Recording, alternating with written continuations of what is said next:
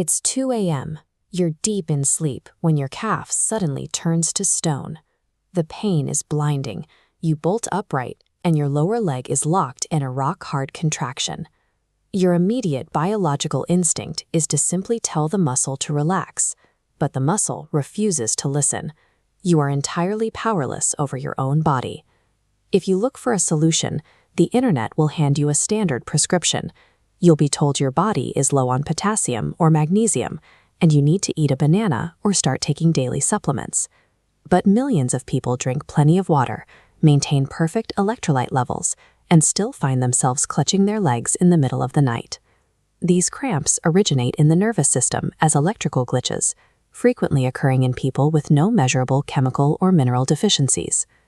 To see exactly how this goes wrong, we have to look past the bedroom and zoom into the microscopic environment of the calf muscle itself. In a normal motor unit, rhythmic electrical pulses travel down a nerve, instructing muscle fibers to contract, then relax. During a cramp, this nerve becomes hyperactive. It fires a relentless barrage of contraction commands into the muscle, while relaxation signals are completely blocked.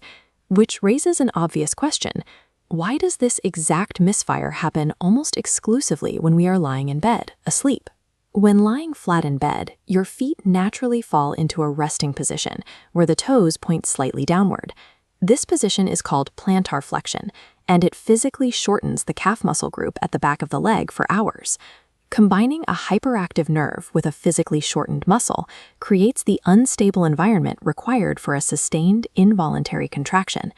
So what makes these motor nerves so unstable in the first place, hours before we even pull back the covers? One of the primary culprits is unusual physical exertion. If you typically walk 2,000 steps a day and suddenly push yourself to do 20,000, your muscles become severely fatigued. That heavy fatigue actively alters the way your nervous system regulates muscle contraction.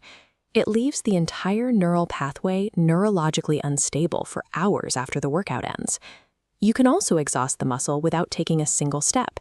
Prolonged static sitting or standing at a desk all day forces the muscle to hold a rigid position, tiring it out just as effectively. Other systemic factors quietly add to this instability, like advancing age, the physical changes of pregnancy, and certain daily medications which subtly alter this delicate nerve-muscle environment.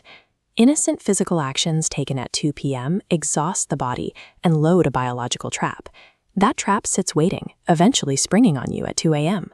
Because the cramp is an active electrical misfire inside a shortened muscle, lying still and hoping the pain fades will not work. This diagram shows the immediate mechanical override. By actively pivoting the foot upwards and pulling your toes back toward your face, you force the calf out of plantar flexion and mechanically stretch the muscle back to its full, elongated length. This forceful stretch directly disrupts the nerve's continuous misfiring loop. It breaks the circuit, releasing the physical lock on your calf. To keep the circuit from misfiring in the first place, you can perform gentle calf stretches right before bed and make a habit of moving your legs frequently during long static bouts of sitting.